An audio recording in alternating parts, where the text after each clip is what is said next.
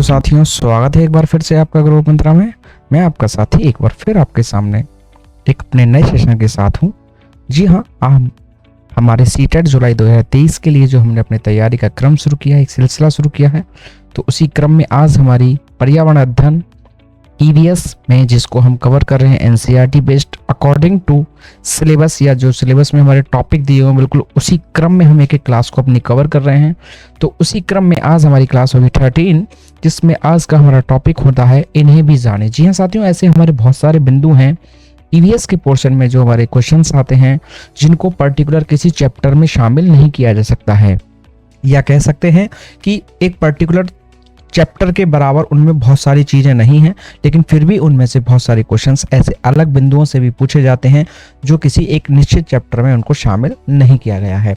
लेकिन हम फिर भी ऐसे सभी बिंदुओं पर चर्चा करना आवश्यक मानते हैं कि बेशक उनको चैप्टर के रूप में पर्टिकुलर नहीं है, लेकिन कहीं ना कहीं उनमें से क्वेश्चन पूछे जाते हैं। तो इस पॉइंट ऑफ व्यू से हमने एक अपनी नई क्लास उसके लिए कवर की है, तैयार की है, इन्हें भी जाने के नाम से, जिसमें हम अपने उन सभी बिंदुओं पर चर्चा करेंगे जो छोटे छोटे बिंदु हैं, और इसी एक क्लास के माध्यम से लगभग हम सभी बिंदुओं को कवर करेंगे। तो चलते अपने आज के सेशन की ओर बिना किसी देरी के। जानेंगे सबसे पहले वहीदा प्रिज्म। जी हां, वहीदा प्रिज्म। तो ये कौन है? तो वहीदा प्रिज्म लेफ्टिनेंट कमांडर हैं।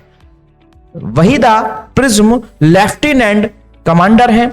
ये भारतीय नौसेना के समुद्री जहाज पर डॉक्टर हैं।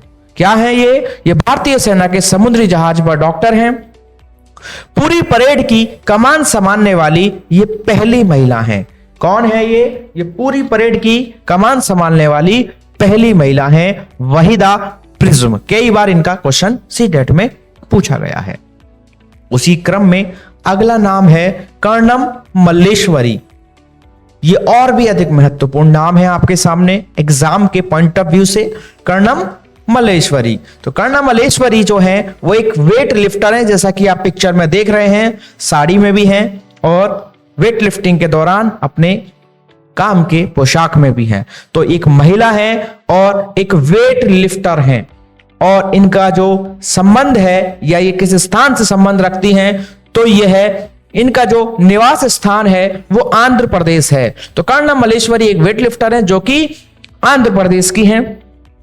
इनके पापा पुलिस में हवलदार हैं। अब आप कह रहे होंगे साथियों कि इनके पापा की ये बताने की क्या आवश्यकता है कि हवलदार हैं, लेकिन साथियों अगर आप पिछले पेपर्स पे गौर करें तो सीटेट ने अपने क्वेश्चंस में कूट वाले क्वेश्चंस के माध्यम से ऐसे पॉइंट शामिल किए हैं, बहुत बारीक बारीक बिंदु, जिसके कारण इन बिंदुओं पर भी चर्चा करना आवश्यक है। साथियों बात सिर्फ इनके बारे में इतनी खत्म नहीं होती, हमें और भी बहुत सारी अभी इनकी बातें जाननी है। तो वेट लिफ्टर हैं, आंध्र प्रदेश की हैं, इनके पापा पुलिस में हवलदार हैं। और साथियों ये 12 साल की उम्र में ही इन्होंने वजन उठाने का अभ्यास करना शुरू कर दिया था। ये 12 साल की उम्र में ही वजन उठाने का अभ्यास करने लगी थी। अब वह एक बार में 130 किलोग्राम तक वजन उठा लेती हैं। 130 किलोग्राम वजन साथियों बहुत होता है, और ये उसको एक बार में उठा लेती हैं। और चर्चा करें इनकी अधिक, तो कर्णम ने भारत के बाहर 29 मेडल जीत चुकी हैं, और इनकी 4 बहनें और भी हैं जो रोज वजन उठाने का अभ्यास करती हैं। तो कर्णम भारत के बाहर 29 मेडल जीत चुकी हैं। इनकी 4 बहनें और भी हैं जो रोज वजन उठाने का अभ्यास करती हैं। इसी क्रम में अगला नाम है अल ब्रूनी। जी हां, अल ब्रूनी। तो अल ब्रूनी क्या है? तो अल ब्रूनी उज्बेकिस्तान का यात्री था। कहां का? उज्बेकिस्तान का यात्री था जो भारत में आया था, और उसने भारत में आने के बाद कुछ विशेष चीजें देखी। अल ब्रूनी ने कुछ विशेष चीजों को देखा और उनके बारे में फिर कुछ लिखा है जो खासकर उनके देश में नहीं पाई जाती थी, और उन्होंने हमारे देश में उनको देखा। तो अल ब्रूनी कौन है? अल ब्रूनी उज्बेकिस्तान का यात्री है जो भारत में आया था, और उन्होंने हमारे भारत में कुछ ऐसी चीजें देखी जो उनके देश में नहीं थी, और फिर इसी कारण उन्होंने उन वस्तुओं के, उन चीजों के बारे में लिखा है। वो क्या लिखा है? चलते हैं अपने अगले बिंदु पर। तो अल बिरूनी ने भारत में पाए जाने वाले तालाबों का बहुत अच्छे तरीके से वर्णन किया है। किसका वर्णन किया है? भारत में पाए जाने वाले तालाबों का बहुत अच्छे तरीके से वर्णन किया है। उन्होंने बताया है कि भारत के तालाब चारों तरफ से उन पे क्या बने होते थे? चबूतरे बने होते थे, यानी कि पक्की बाउंड्री की गई होती थी, जिसको चबूतरे कहा जाता है। तो भारत के तालाब जो इन्होंने देखे और फिर कहा कि भारत के तालाबों के चारों तरफ चबूतरे बने होते हैं। उन्हें बड़े बड़े भारी पत्थरों को लोहे के कुंडों और सरियों के साथ जोड़कर बनाया गया है। उसी क्रम में और जाने इन्होंने क्या कहा? तो इन्होंने कहा इन चबूतरों के बीच में ऊपर से नीचे जाने के लिए सीढ़ियां बनी होती हैं, जैसा कि आप पिक्चर में देख पा रहे हैं। तो इन चबूतरों के बीच में ऊपर से नीचे जाने के लिए सीढ़ियां बनी होती हैं और लोगों के उतरने और चढ़ने दोनों के भी रास्ते अलग अलग होते हैं, जैसा कि आप पिक्चर में देख भी पा रहे हैं। तो साथियों, इन्होंने अपनी इन बातों में यह निष्कर्ष निकालते हुए अपनी बात में कहा। चलते हैं अपने अगले बिंदु पे। अगला है साथियों रोनाल्ड रोस। रोनाल्ड रोस कौन है? तो रोनाल्ड रोस ने मच्छर के पेट को काटकर उसके अंदर देखा कि उसमें कुछ काला सा है। भाई वाह, बहुत अच्छा काम किया इन्होंने। मच्छर को पकड़ा, काटा और उसके पेट में से अंदर से निकाला। चलिए, तो रोनाल्ड रोस ने मच्छर के पेट को काटकर उसके अंदर देखा कि उसमें कुछ काला सा है।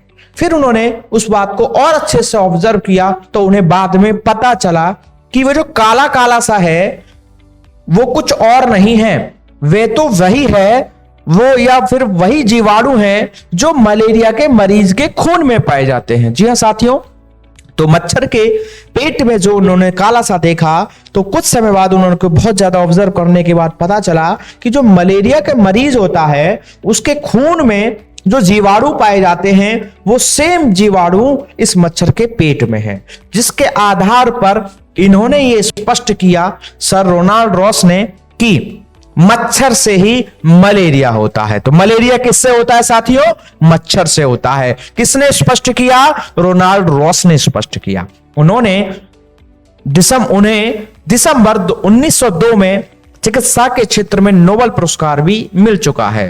रोनाल्ड रॉस 1902 में चिकित्सा के क्षेत्र में नोबेल पुरस्कार भी मिल चुका है। तो मलेरिया होता है किससे? मच्छर से। किसने बताई ये वाली बात? रोनाल्ड रॉस ने बताई।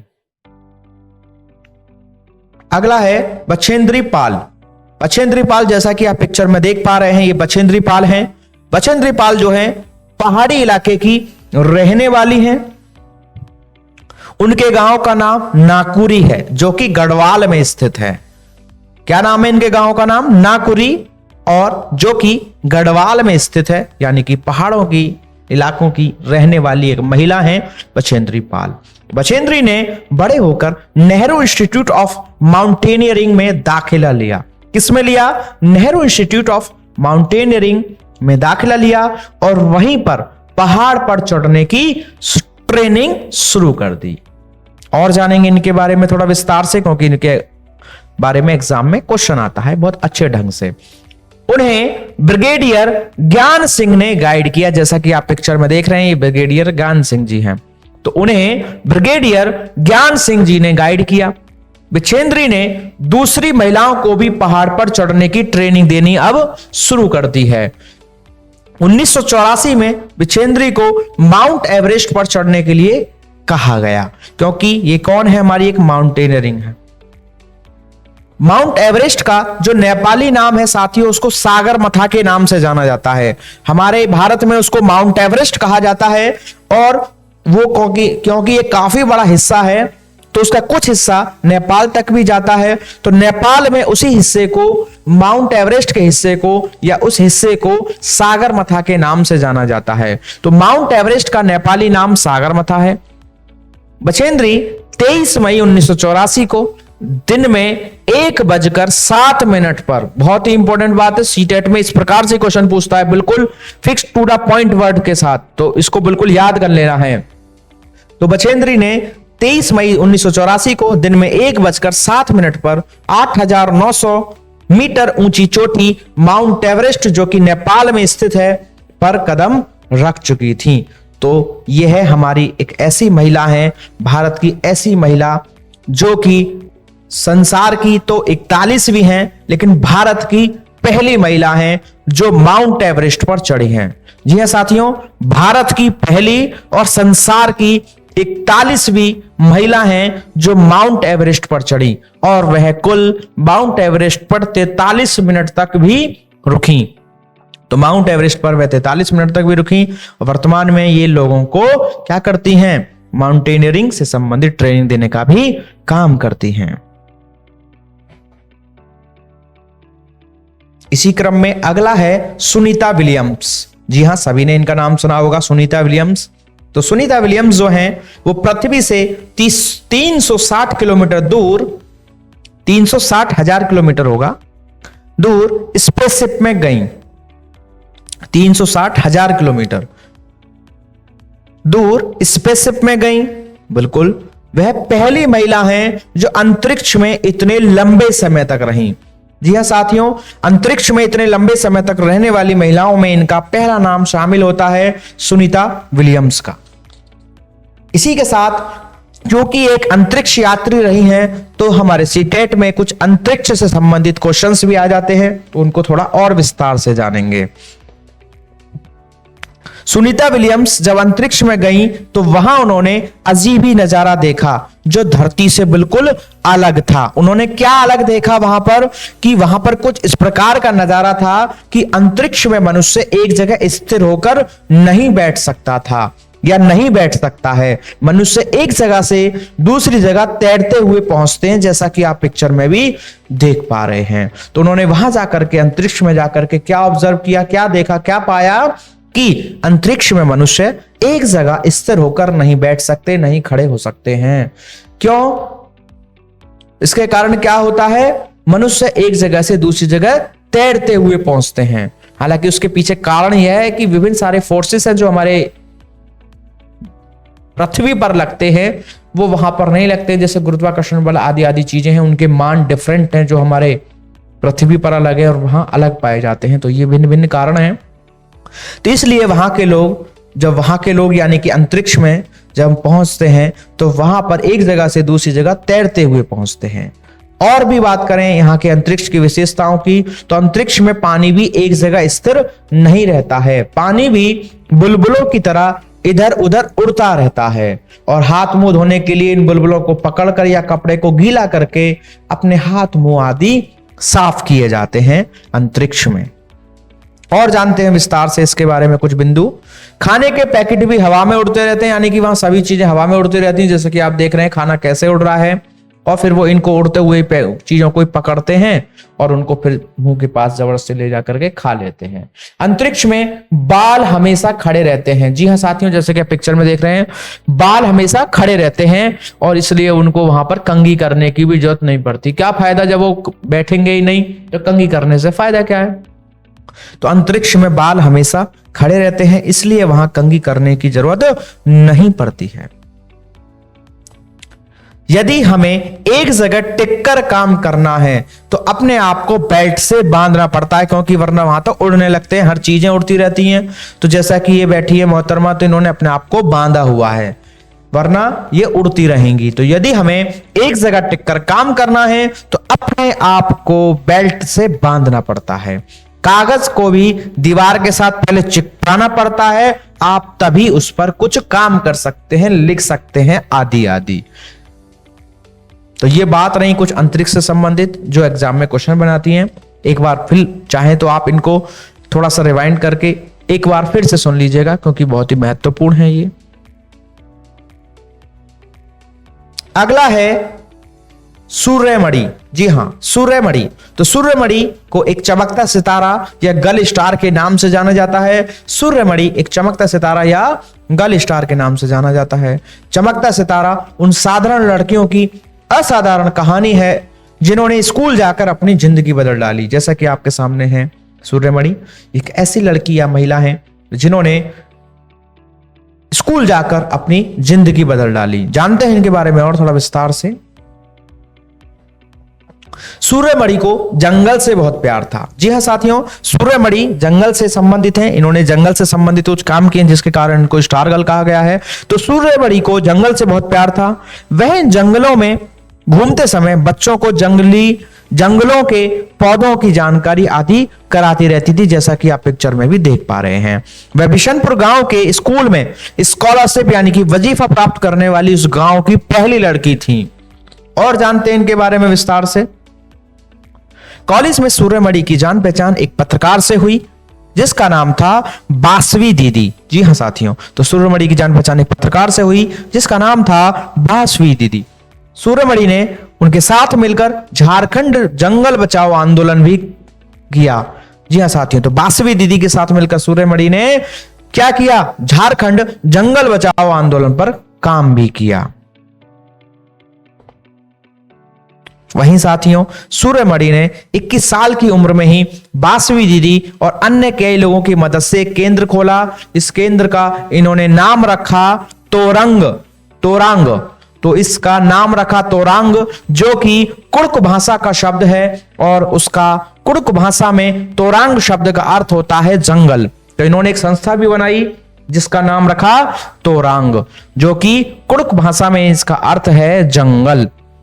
तो सूर्यमणि का नाम जो है जंगलों से संबंधित काम करने के लिए जोड़ा जाता है, इसलिए इनको स्टार गर्ल या चमकता सितारा कहा गया है। और इन्होंने एक संस्था, एक केंद्र भी खोला जिसका नाम तोरांग रखा और जिसका मतलब जंगल होता है। क्या होता है? जंगल होता है।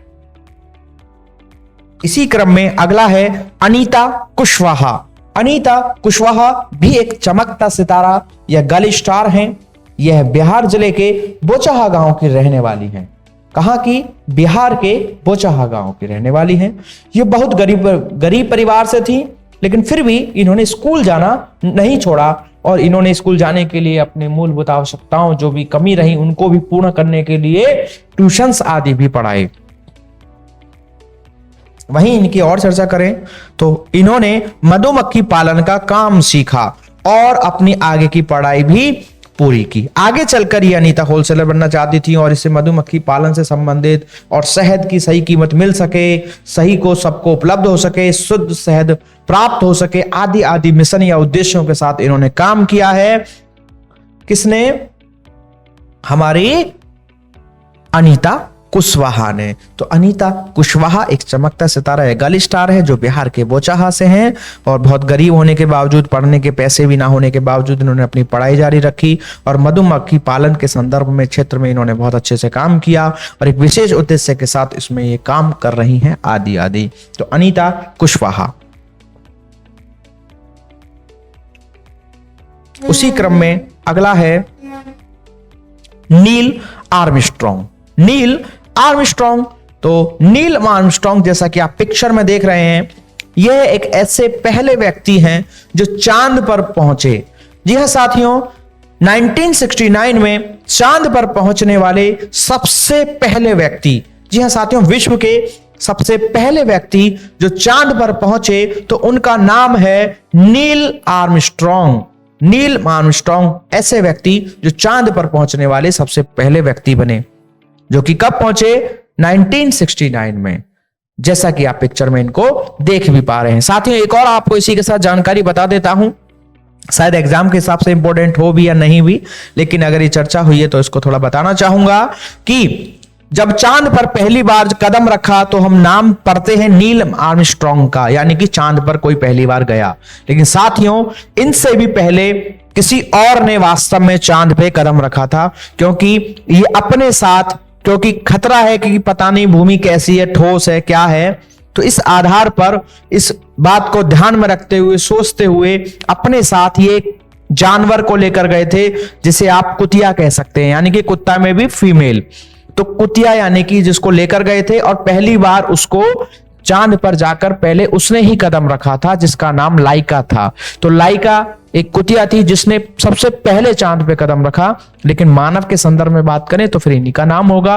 और उसको तो बस एक साथ के लिए लेके गए थे अपने उस टेस्टिंग के मोड में, लेकिन मुख्य रूप से नाम इन्हीं का ही जोड़ा जाएगा। लेकिन उससे भी पहले अगर बात करें तो एक कुतिया ने पहले कदम रखा था चांद पे, जिसका नाम लाइका था। इसी क्रम में साथियों चलते हैं अपने अगले बिंदु और महत्वपूर्ण बिंदु। और साथियों हमारे सीटेट में अक्सर क्वेश्चन पूछे जाते हैं, क्योंकि क्लास 5 की बुक में कुछ हमारे बांधों से रिलेटेड कुछ पॉइंट्स पे चर्चा की गई है, इसलिए हमारे सीटेट में इसमें से कुछ क्वेश्चंस आते हैं।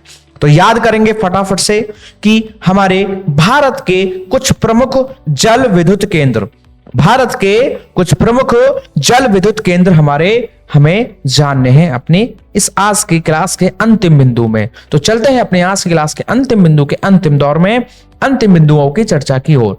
तो हम जानेंगे बांध और वह किस नदी पर किस राज्य में है। तो पहला है दामोदर घाटी बांध। जी हां साथियों, दामोदर घाटी बांध हमारा दामोदर नदी पर है और यह पड़ता है हमारे झारखंड राज्य में। तो दामोदर घाटी बांध है हमारा दामोदर नदी पर स्थित और पड़ता है झारखंड में। इसी क्रम में अगला है भाखड़ा नागल बांध। भाखड़ा नागल बांध यह हमारा सतलुज नदी पर है। किस पर है? सतलुज नदी पर है, जो कि हिमाचल प्रदेश पंजाब में है।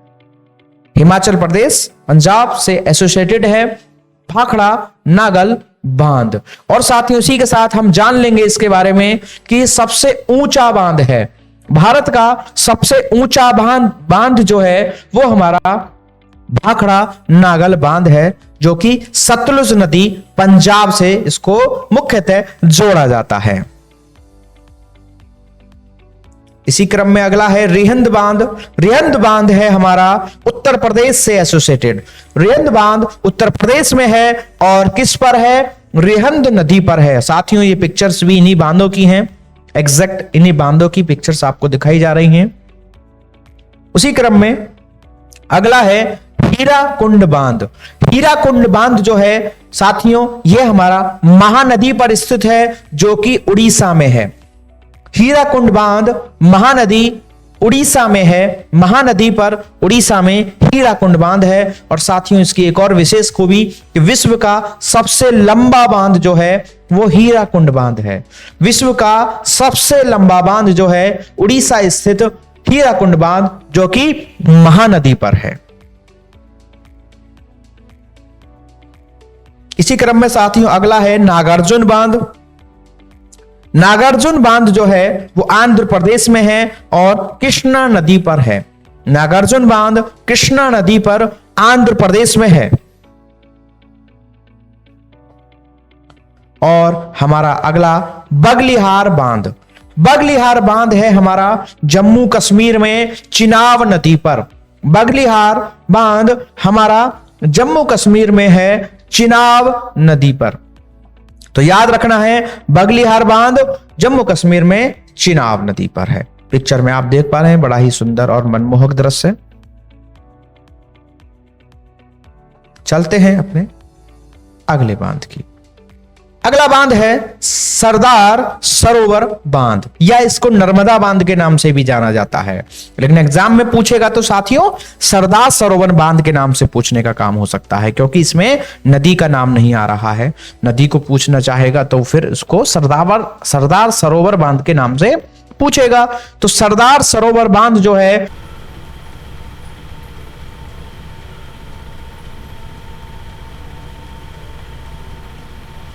नदी पर है। किस पर है? नर्मदा नदी पर है हमारा सरदार सरोवर बांध। इसी क्रम में अगला है टिहरी बांध। कौन सा है साथियों? टिहरी बांध है हमारा टिहरी बांध। टिहरी बांध हमारा उत्तराखंड में स्थित है। टिहरी बांध उत्तराखंड में है, जो कि भागीरथी और बिलांगना नदी पर है। तो टिहरी बांध हमारा उत्तराखंड में है, भागीरथी और बिलांगना नदी पर स्थित है हमारा टिहरी बांध। कौन सा बांध? टिहरी बांध हमारा उत्तराखंड में है, भागीरथी और बिलांगना नदी पर स्थित है। तो साथ ही इसी के साथ हमने अपनी आज की क्लास में इन्हें भी जाने कुछ महत्वपूर्ण बिंदु जो ईवीएस में सीटेट में ईवीएस के पोर्शन में क्वेश्चंस बनाने का काम करते हैं, उन बिंदुओं पर चर्चा की। उम्मीद है कि आपको बहुत अच्छे से समझ में आया होगा। तो साथियों, आज की क्लास में सिर्फ इतना ही। उम्मीद है कि आपको आज की क्लास अच्छे से समझ में आई होगी। अगर आपको आज का सेशन अच्छा लगा तो वीडियो को लाइक करें एंड शेयर करें। वैसे आपके हमें कमेंट्स मिल रहे हैं बराबर, और कुछ बच्चे व्हाट्सएप के माध्यम से भी कनेक्ट हो रहे हैं और वहाँ पर आकर के कमेंट कर रहे हैं और अपनी बातें बता रहे हैं। तो हालांकि माहौल सकारात्मक है, आपको चीज़ें समझ में आ रही हैं, लेकिन फिर भी अगर आपको कुछ कमी लगती है, कोई आपका सुझाव है, तो आप कमेंट कर सकते हैं, या आप टेलीग्राम या व्हाट्सएप के माध्यम से जुड़कर अपनी बात हमसे शेयर कर सकते हैं। हम बिल्कुल उसमें सुधार करने का या जो भी चीज़ें हैं उनको और अच्छे से करने का प्रयास करेंगे। साथ ही साथ कुछ बच्चों का सवाल है कि हमें इन टॉपिक्स की PDF कैसे मिलेगी, हमें अगर हार्ड कॉपी या सॉफ्ट कॉपी चाहिए तो वो कैसे मिलेगी। तो इसके लिए आप इसी वीडियो के डिस्क्रिप्शन बॉक्स में व्हाट्सअप नंबर दिया हो, वहाँ पर अपने नाम से मैसेज छोड़ें और अपना क्वेश्चन छोड़ें या PDF लिख कर छोड़ दें। हम उसके बारे में आपको जानकारी दे देंगे और आपको PDF प्रोवाइड कराने का तरीका बता देंगे। तो चलते हैं साथियों, मिलते हैं आपसे अपनी अगली क्लास में अपने एक नए टॉपिक के साथ। तब तक के लिए आप इसी प्रकार बने रहें, पढ़ते रहें, सीखते रहें। Thanks for watching. Don't forget to like and share the video. Please subscribe the channel.